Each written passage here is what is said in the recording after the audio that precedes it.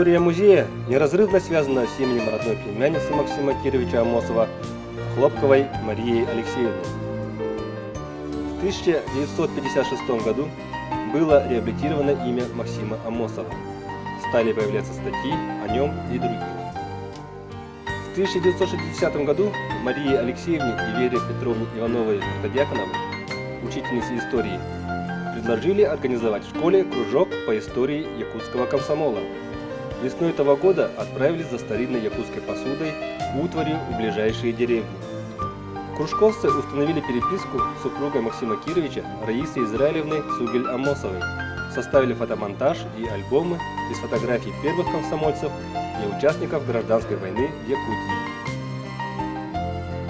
В 1996 году началось строительство нового здания для музея в связи со столетием Максима Кировича Амосова.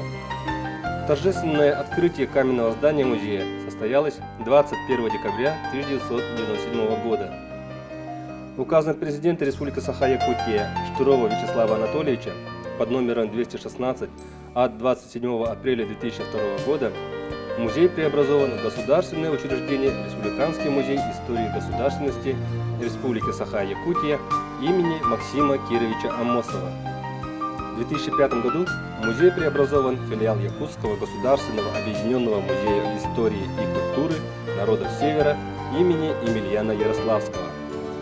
Экспозиция музея последовательно раскрывает историю государственности республики, начиная с вхождения Якутии в состав российского государства.